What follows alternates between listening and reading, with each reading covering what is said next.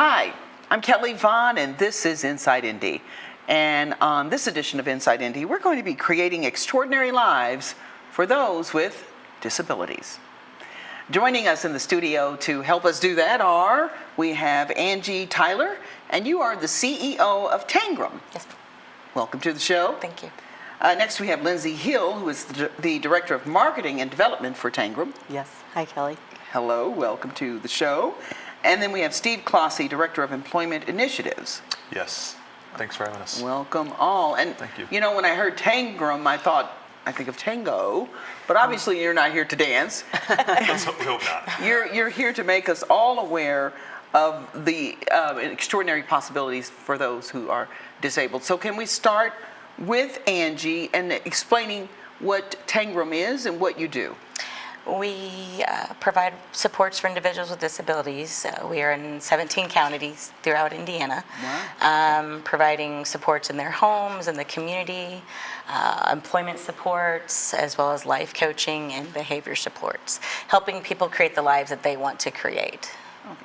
Because when I think about somebody needing support, let's talk about the challenges and issues that those who are not disabled often don't understand or think about, right? So define some of the issues that you do address and the ways that you support individuals. And again, you might mention a few. You two can chime in at any point if you'd like to add to that. Well, and I think with Steve's area, employment is one of the biggest ones. Individuals with disabilities have a much more difficult time finding competitive, sustainable employment. And so Steve's group works doing job discovery, helping them find the jobs. Sustainable employment. Help them with the job readiness piece, the job search. We provide on-the-job training, and then can also provide, in some cases, indefinite follow-along services once the person is stabilized in employment to make sure that things are going smoothly and going well for them in their job. So some follow-up there. Correct. Yeah. Correct. So, and again, I'm trying to create a visual for the audience in terms of what a person who is disabled, what they might go through. So when you're dealing with them, what are their challenges and the barriers that are keeping them from getting a job?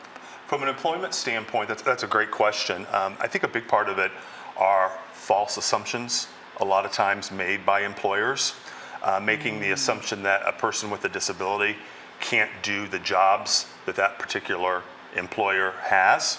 And so they're making assumptions that everyone we serve with a disability has either a significant intellectual disability or a significant physical disability and wouldn't be able to perform their jobs, whereas we serve individuals with a wide variety of disabilities. People with hidden disabilities like ADD, mental health issues, dyslexia, individuals who have masters and doctorates but maybe have a physical disability and use a wheelchair. And so it's a very broad range of disabilities that we serve. Okay. And I think so the assumptions, I would say, would be one of the biggest barriers. And years ago, I remember some staffers, not here at this company, but another company, and they were considering hiring someone who was disabled. And there seemed to be a lot of fear. Right. And so do you see that? Like they don't know what to do. There's a lot of fear, a lot of stigmas that employers, hiring managers have. And through our Tangram Business Resourcing, we do a lot of national and local disability consulting, helping companies launch their disability inclusion projects. And a big part of what we do with that is disability etiquette training and talking with supervisors and hiring managers about their fears and stigmas and getting them out on the table so that we can discuss them, because the number one thing that will kill a good disability inclusion project at a company is if you kick your fears and stigmas under the table and you don't talk about them and you don't address them. Okay. And I think there's that issue of thinking it's going to be a lot more work. Correct. Costly. Money. The accommodations are going to be too costly. Right. Yeah. And that's one of the biggest assumptions. I hire a person with a disability and I have to remodel my business. I have to spend tens of thousands of dollars on accessibility when truthfully most accommodations, and we only ask for reasonable accommodations, cost under $500, and most of them we've worked with are far less than even $500. So that's another false assumption that sometimes businesses make about hiring a person with a disability. Wow, okay, that's good information. So let's talk about the ADA, the Americans with Disabilities Act. Can whoever wants to chime in to take us back to that, when that law was implemented, and what it really means for those who are disabled? Sure. Well, the ADA, we like to shorten it because it's a lot of words, if not. The ADA was signed into law in 1990, so this year will be its 28th anniversary. July 26th is when we celebrate that. And the ADA is really just a civil rights law that ensures that there's no discrimination against people with disabilities and that they have the same opportunities that people without disabilities would expect to have. So it's a lot about, being able to access all the things that people without disabilities are able to access and have those same experiences. Okay. So some instances, could you give us some examples? Again, if you're not disabled, you don't think about it a lot of times. And we know some basic things, but there's a lot we don't think about. Sure. There's a lot in terms of establishments and restaurants, stores. Someone in a wheelchair might not be able to open that door, so having the accommodation to have the button to where they can enter the establishment on their own, that's part of the law, to make sure that every establishment, public establishment, is accessible for all individuals with disabilities. Okay. Now you mentioned the word law. So how do businesses have to be in compliance to a degree, or is it if you have someone who's employed there, or I think there are a lot of businesses. You think even just in central Indiana, are there certain requirements of businesses from that particular law? There are. I should preface this by saying that I don't have a legal background, but there are requirements under the ADA that businesses should follow. One thing that we find a lot is that businesses can be in compliance with the letter of the law, but not necessarily the spirit of the law. So the door buttons are a great example, and often ramps. So I know Angie has experienced often, because she's the parent of someone with a disability, businesses will say, well, it's possible for you to access our restaurant or our store or this concert venue because we have a freight elevator in the back that you can take, or you can walk through the kitchen because that's where our deliveries are made, so we have a ramp back there. But is that really an equal experience? If someone is, I wouldn't really want to walk through the kitchen, or that's not what all my friends are doing who don't have disabilities. Right, so exactly. Good point. So yeah, the law definitely outlines ways that businesses can be compliant, but our hope would be that businesses really embrace the full spirit of the law and think about universal design and really making it an equal experience for people. Okay. And universal design helps all of us. I mean, you think about the UPS man or the mom with the stroller that's always hitting that button for the automatic doors, or the ramps on the sidewalk being used by bicyclists and strollers, and so not only benefits people with disabilities, we all take advantage of it. Right. So if you could explain to people who are watching, again, I would think, especially for those who are businesses, small and large, how they would benefit from your services, and how does that connection happen? From a hiring standpoint, people with disabilities are the largest untapped labor market in the country, and businesses are finally realizing that. And with all the turnover that we're seeing with all types of businesses, they're starting to reach out to the disability community, because statistically, people with disabilities are proven to turn over far less than their coworkers without disabilities. Part of the reason for that is they're incredibly loyal to a company once they're working in an environment that is all-inclusive, where they feel supported and valued, and they're far less likely to go to your competitor up the street for a 50-cent raise as opposed to their peers without disabilities. And so the turnover with people with disabilities is far less than those without disabilities. Wow. Okay. So there are benefits. Okay. And it's also worth mentioning, not just from a hiring standpoint, but from a customer base. If Right. businesses really embrace the ADA and making their businesses accessible and really inclusive, people with disabilities and their families represent billions, if not trillions of dollars in discretionary spending. So that's a whole market that you could tap into, if you really make an effort to be inclusive. Okay. Now, when we talk about technology, there's a lot of new stuff out. I mean, think about our iPhones and just even without a disability, these things are very complicated. So how does that play, and how do you help people adjust? Is that what you do, to adjust to the technologies? So we don't actually offer direct technology consulting, but that's something that businesses will definitely want to look at, partnering with whoever manages web design or web content. So many businesses overlook the fact that web design should also be accessible. So if you use additional technology like a screen reader or something like that, how can you build your website so that it's compatible with those technologies? Wow. Again, one of those other things we didn't think about. Yeah.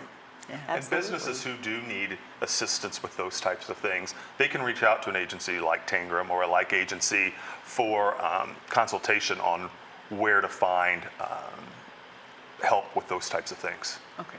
Absolutely. Wow. It's a lot to think about. And you mentioned the word etiquette earlier, and I do want to touch on that, what we're doing right and wrong and what we should be doing. But we're going to take a break. When we come back, we'll talk about that. Okay. Great. And beyond? Okay. Thank you. We'll be back after this.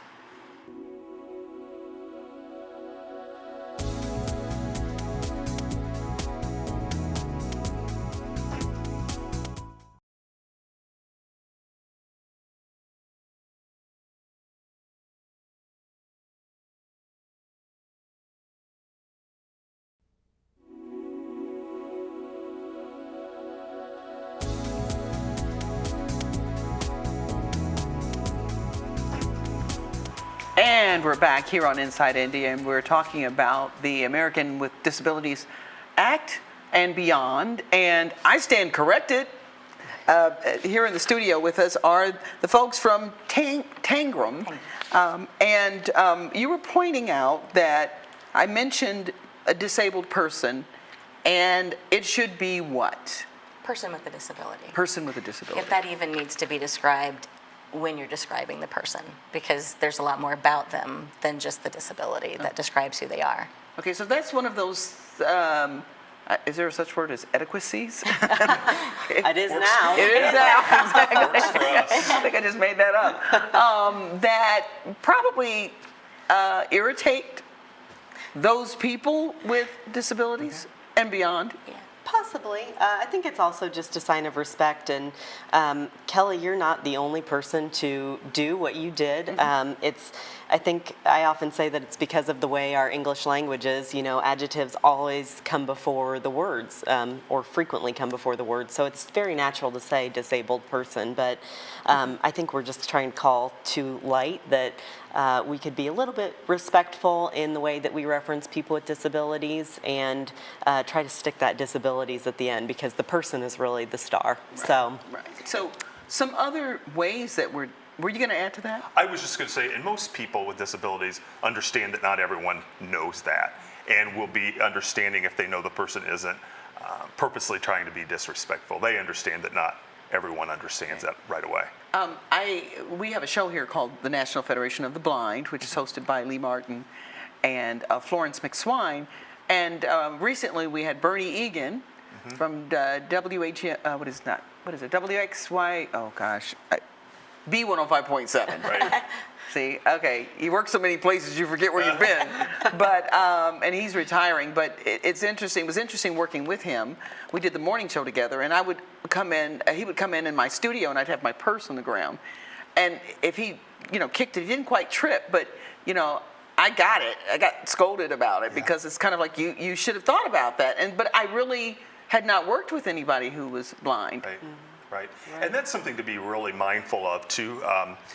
If you're setting trying to find a venue for a meeting, say for example, and someone who uses a wheelchair may be at that meeting, being cognizant of, we need to make sure that it's a place that's accessible, that has entry and elevators and whatnot, or someone who may come into the meeting that has a visual impairment or who is blind, making sure there's a clear pathway to the meeting space that they may need to navigate through. So it sounds like, and somebody said this the other day about being inclusive, whether it's dealing with those people with disabilities or people who've been excluded historically, that inclusiveness takes work. It takes effort. Absolutely. It's a decision. Yes, yes. Is that right? Yeah, oh, absolutely. And I think sometimes people in businesses shy away from kind of wading into inclusivity because it can be a little bit overwhelming and to think about all the things that need to be thought about. And that's why Tangram and organizations like us exist. We're here as a resource for our community because our ultimate goal is to make sure that the people we serve can live the lives that they've envisioned for themselves. So we want to partner with people and businesses and help them, become better and more inclusive so that everyone, not just people with disabilities, but everyone from all different walks of life can be valued members of the community and can participate. Right. And I think what's interesting about purposely including people is sometimes people exclude people, and it's not necessarily a decision. You're just used to doing it a certain way and not realizing that, I have to stop and think to include someone. Correct. Yeah. So. Correct. And those, preconceived ideas that someone, may have about a person with a disability. And I think it's really important to mention that when we talk about particularly hiring a person with a disability, it's about the business as well, obviously. I mean, we're helping them find good employees. But the word to the businesses from us is that you're hiring this person because they're the best candidate for the job. This is not about charity, and this individual that you're considering hiring for the position is being considered because he or she can perform all the essential functions of the job. You may have to change your interview techniques a little bit in some cases. That's an accommodation, reasonable accommodation, but our expectation is that that person is being considered because they're a good applicant and qualified. Okay, not a pity party. Right, this isn't about charity. Right. This isn't about charity. So how do businesses connect with your services? How do they tap into what you offer? Website. Yeah, website, word of mouth. We have most recently worked with a retailer in 11 different states. So yeah, I think our TBR, we call that Tangram Business Resourcing. Our TBR team is sort of working to make those partnerships, and but we would welcome the phone calls or the website traffic. Look us up. Yeah, those are all. And then they give you a call, and then what happens? You show up? What's the process? Kind of assess what their needs are. When they contact us, what is it that you're looking for? Is it an assessment, workplace assessment, looking at job descriptions? Sometimes it's going in and just doing disability etiquette training, which not only includes the etiquette piece, it includes good hiring practice, interview skills, supervisory strategies, all that would encompass the supports that a business might need when they're reaching out to people with disabilities for the first time. Okay. And I would think how to avoid making legal mistakes as well. The more you know. Well, we don't really go into it with that approach, but we do get asked that a lot. A lot of times when we're doing trainings, we'll have a supervisor say a couple things. What if I need to fire the person with a disability? And our response to that is you would go through the same processes that you would for somebody without a disability. Well, what if the person with a disability sues? They might, but so could anyone else that you Well, I guess I'm thinking in terms of being terminate. compliant with the laws of ADA.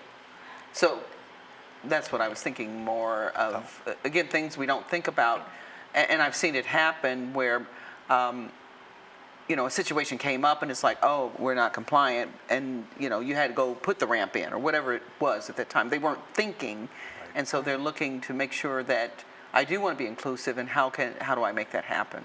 Yeah. I think our advice and jump in if this is incorrect, but our advice to most businesses who have real legal concerns would be to, if they have a legal team, talk to their legal team about what it would take to become compliant. Okay. But I think we also try to do as much education with the business, and we often say that the person that they're hiring, if they have a specific concern as it relates to someone about a very particular accommodation that someone might need, that person is often the best source of information on what their needs are. Yeah, good point. So I think it's a mix. Okay. If it could be go to your legal team, or it could be what can you do in-house to assess. Okay. And we can help with the assessment piece as well and do what we call environmental analysis of a business also. Okay. So how would you like to see ADA evolve over, say, the next 30 years? We actually talked about this. I think going back to the law of not just following the letter, but also the spirit of what it truly means to be inclusive and accessible. As a parent of a child with a wheelchair, I can tell you I've been to those places where you do have to go into the back entrance because they have stairs to get up. And that's not really allowing me to be inclusive with my son and our family to go in the same entrance.